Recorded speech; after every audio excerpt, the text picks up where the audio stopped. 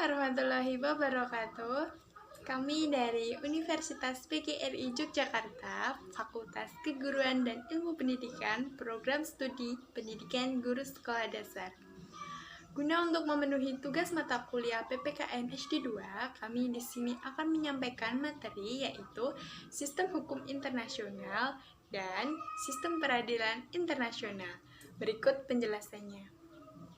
Oke, pada part ini kita akan membahas mengenai definisi hukum internasional, yang kedua ruang lingkup hukum internasional, dan yang ketiga asas hukum internasional. Kita akan mempelajari definisi hukum internasional terlebih dahulu ya teman-teman. Nah, hukum internasional. Hukum internasional bisa disebut Public International Law atau Detroit International Public.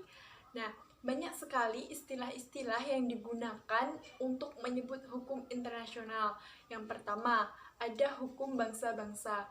Hukum bangsa-bangsa ini digunakan pada zaman kerajaan dahulu, karena pada zaman itu hubungan antar bangsanya masih sangat sederhana dan masih sangat jarang. Kemudian yang kedua ada hukum antar bangsa atau antar negara. Nah, pada hukum ini dulu digunakan oleh masyarakat Eropa setelah munculnya istilah negara kebangsaan. Kemudian yang ketiga ada hukum dunia, dan yang keempat hukum internasional itu sendiri. Nah, jadi secara garis besar hukum internasional itu adalah keseluruhan kaidah dan asas hukum yang mengatur persoalan atau hubungan yang melintasi batas negara yang sifatnya bukan perdata. Selanjutnya, kita akan mempelajari tentang ruang lingkup hukum internasional. Ruang lingkup hukum internasional dibagi menjadi dua. Yang pertama, hukum perdata internasional dan hukum publik internasional. Nah, hukum perdata internasional adalah keseluruhan kaidah dan asas hukum yang mengatur hubungan atau persoalan yang melintasi negara yang sifatnya perdata, atau bisa disebut dengan hukum nasional. Kemudian, kalau hukum publik internasional adalah keseluruhan kaidah dan asas hukum yang mengatur hubungan atau persoalan yang melintasi batas negara yang sifatnya bukan perdata. Nah, atau bisa disebut dengan hukum internasional. Nah, contoh hukum internasional itu mengatur seperti hukum diplomatik, kemudian hukum ruang angkasa, kemudian hukum laut, keempat hukum humaniter, dan yang kelima ada hak asasi manusia. Nah, jadi perbedaan di antara keduanya ini adalah objek, sifat hukum atau objek yang dituju, perdata dan bukan perdata. Sedangkan persamaannya adalah sama-sama mengatur hubungan atau persoalan yang melintasi batas negara. Selanjutnya, kita akan membahas mengenai asas hukum internasional. Asas hukum internasional terdiri dari yang pertama ada asas teritorial. Asas teritorial adalah asas yang didasarkan pada kedaulatan atau kekuasaan negara atas daerah atau wilayahnya. Jadi, negara diberi hak untuk menerapkan hukum di wilayahnya tanpa adanya paksaan dari negara lain. Yang kedua, kepentingan umum. Nah, asas kepentingan umum ini diciptakan untuk mewujudkan kepentingan bersama, bukan hanya untuk negara besar ataupun kaya, tapi benar-benar untuk mengabdi kepentingan masyarakat internasional. Yang ketiga ada nebis in idem. Nah, nebis in idem ini ada aturannya. Yang pertama ada tidak seorang pun dapat diadili sehubungan dengan perbuatan yang mereka lakukan. Yang kedua, tidak seorang pun dapat diadili di pengadilan lain untuk kejahatan di mana orang tersebut telah dihukum atau dibebaskan. Dan yang ketiga, tidak seorang pun yang telah diadili oleh pengadilan mengenai perbuatan yang dilarang boleh diadili dengan perbuatan yang sama. Selanjutnya adalah Pacta Sunt Servanda atau biasa dikenal dengan perjanjian internasional. Nah, dapat dikatakan pihak yang telah sepakat harus menaati perjanjian tersebut tanpa adanya suatu pengingkaran. Kemudian yang kelima ada jus cogens, yaitu suatu perjanjian di mana bisa batal demi hukum apabila bertentangan dengan kaidah hukum. Dan yang terakhir ada inviolability dan immunity. Inviolability adalah seorang pejabat itu tidak dapat ditangkap atau ditahan oleh perlengkapan negara di negara penerima ataupun sebaliknya. Kemudian immunity adalah seorang pejabat diplomatik yang kebal terhadap yurisdiksi hukum. Perkenalkan, nama saya Liza Devina Putri. Berikutnya saya akan membahas mengenai sumber hukum internasional. Sumber hukum internasional dibedakan menjadi dua, yaitu sumber hukum material dan sumber hukum formal.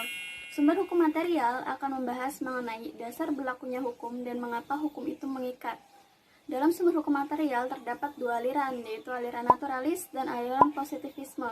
Aliran naturalis berpandangan bahwa prinsip-prinsip hukum yang berlaku dalam semua sistem hukum berasal dari prinsip-prinsip hukum alam atau hukum Tuhan yang berlaku secara universal.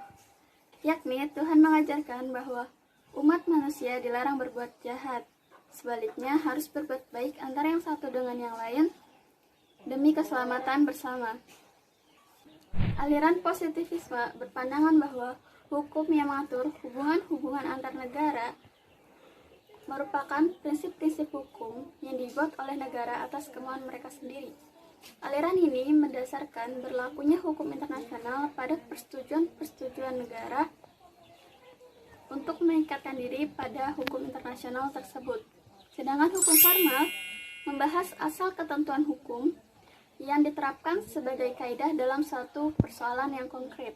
Sumber hukum formal merupakan sumber hukum internasional yang paling utama dan memiliki otoritas tinggi, yang nantinya akan digunakan oleh Mahkamah Internasional dalam penyelesaian sengketa internasional.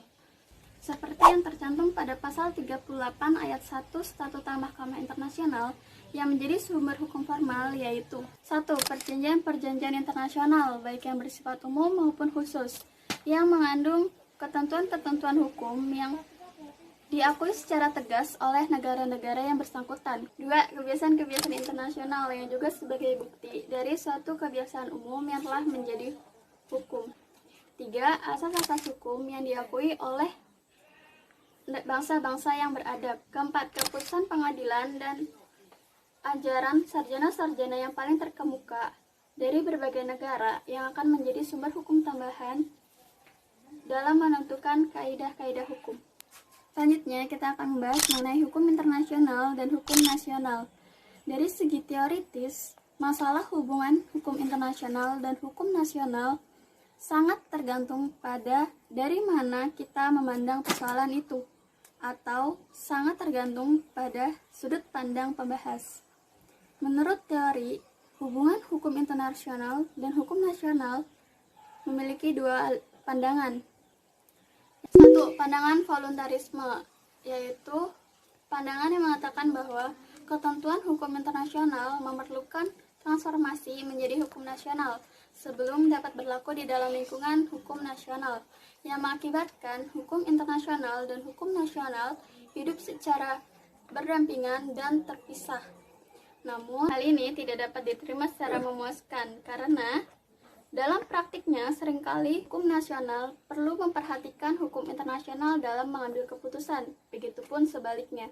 Sedangkan pandangan objektivitas menganggap bahwa hukum internasional dan hukum nasional sebagai dua perangkat dalam satu kesatuan hukum, sehingga dimungkinkannya hierarki antara hukum internasional dan hukum nasional.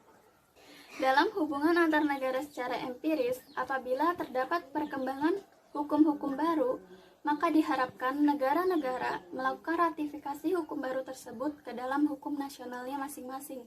Sebaliknya, hukum internasional bersifat kontemporer. Artinya, dalam mengambil keputusan, tetap mengutamakan hukum nasional.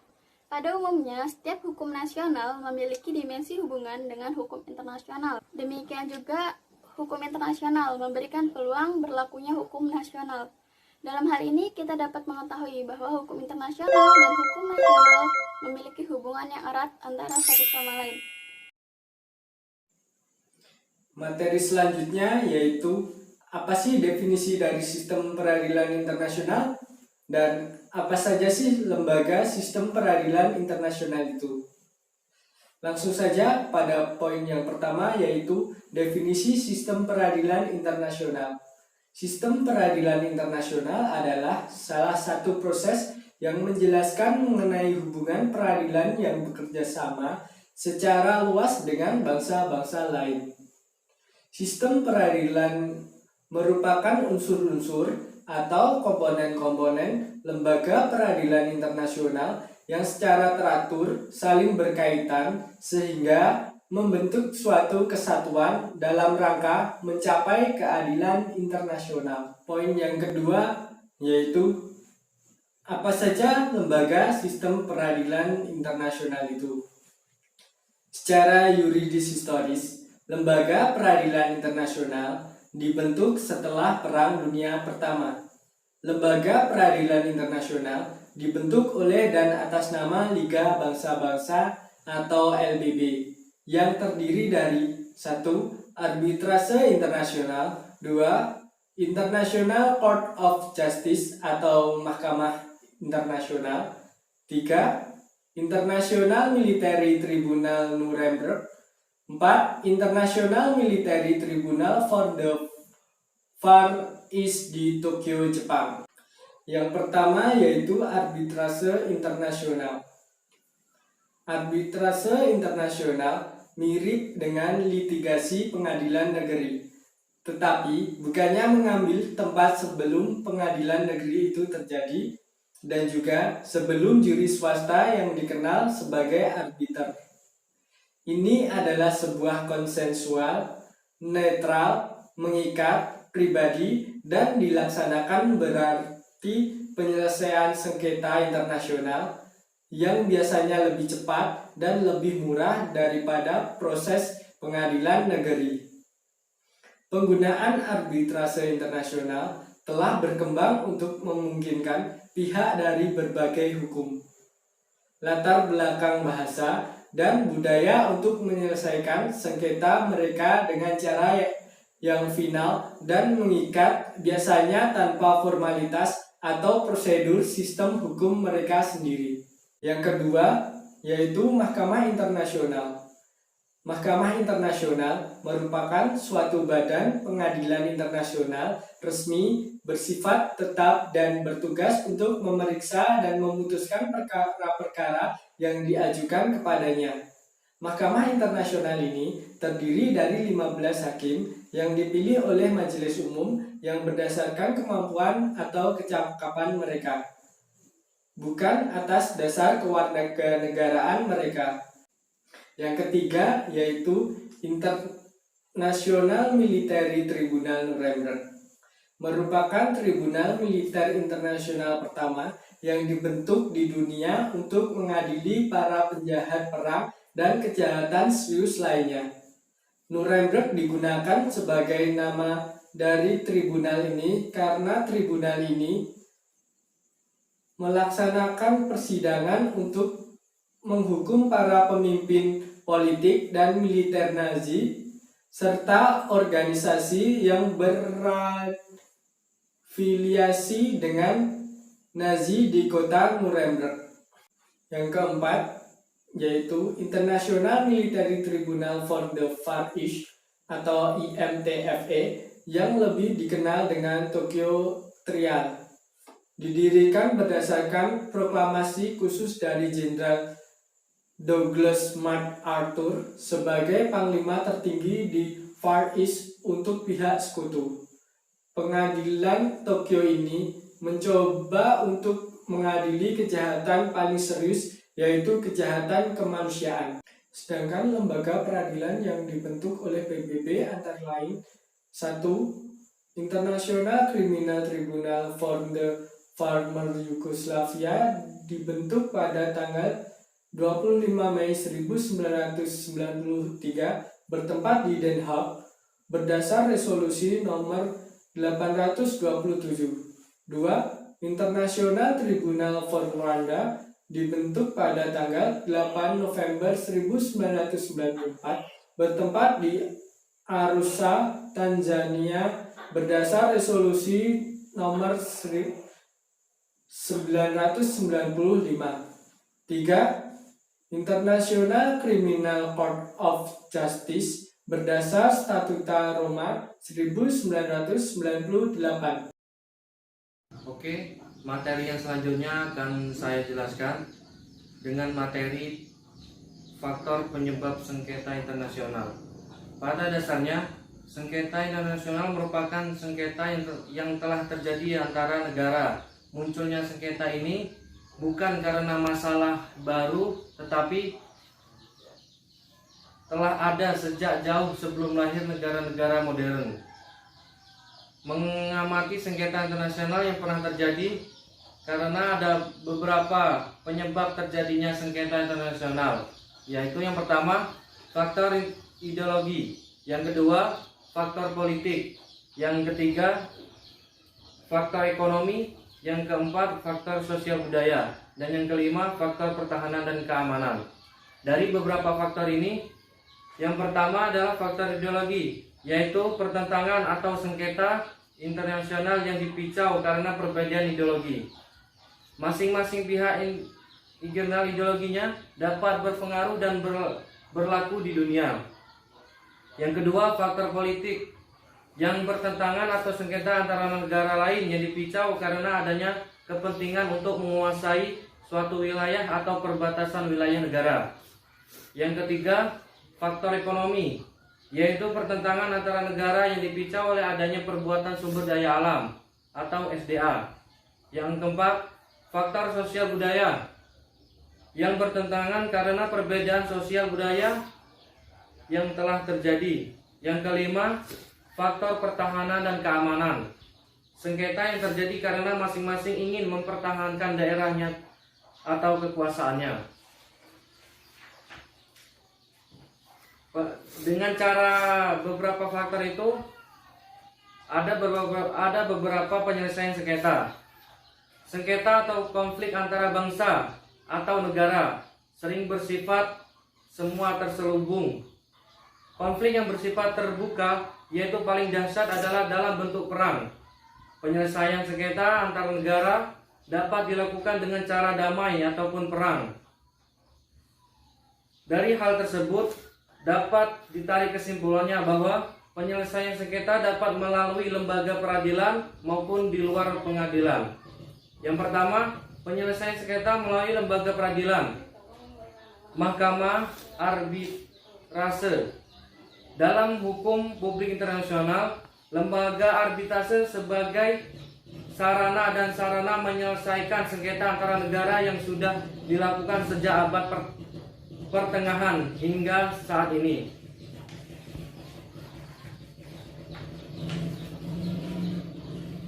Yang kedua, Mahkamah Internasional. Mahkamah Internasional merupakan salah satu organ hukum utama PBB. Perannya dalam sengketa dapat dilihat dari wewenang Mahkamah Internasional. Yang pertama, membuat peraturan tata tertib yang mengikuti negara-negara yang berlaku. Yang kedua, memberikan keputusan atau sengketa yang diajukan oleh para pihak kepadanya. Yang ketiga, memberikan nasihat hukum untuk persoalan hukum. Yang poin selanjutnya, Mahkamah Pidana Internasional. Mahkamah Pidana Internasional ini didirikan berdasarkan status Roma tahun 1998 sebagai hasil konversi diplomatik yang berlangsung di Roma pada tahun 1998.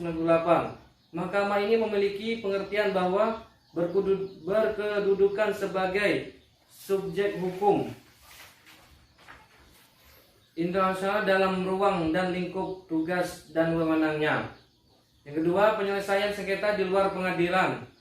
Penyelesaian di luar pengadilan yang dimaksud adalah penyelesaian sengketa dengan cara damai dengan pihak yang bersengketa dan cara damai dengan pertentangan pihak ketiga. Cara penyelesaiannya, yang pertama penyelesaian secara damai. Cara penyelesaian sengketa secara damai ini terdiri dari dua, yaitu negosiasi dan konsultasi. Negosiasi merupakan cara penyelesaian secara langsung oleh para pihak yang bersengketa melalui saluran diplomatik biasa. Pihak yang bersengketa pun secara berlangsung dapat berhubungan dan memberikan pengertian tentang apa yang dikehendaki. Yang kedua, konsultasi. Jika suatu negara telah mengambil suatu kebijakan yang memungkinkan mempunyai dampak negatif dan pada negara lain, perundingan dan diskusi dengan negara yang terkena dampak kebijakan tersebut merupakan cara untuk menghindari terjadinya sengketa antara kedua belah pihak. Sudah tentu intinya akan ada perbaikan pada kebijakan tersebut agar tidak merugikan negara lain. Oke, dari segitu materi yang telah saya sampaikan. Semoga bisa teman-teman mengambil kesimpulannya dan menjadi yang bermanfaat. Sekian, terima kasih. Demikian presentasi dari kelompok kami. Apabila banyak salah, mohon maaf. Jangan lupa buat like, comment, and subscribe ya teman-teman. Ditunggu. Wassalamualaikum warahmatullahi wabarakatuh.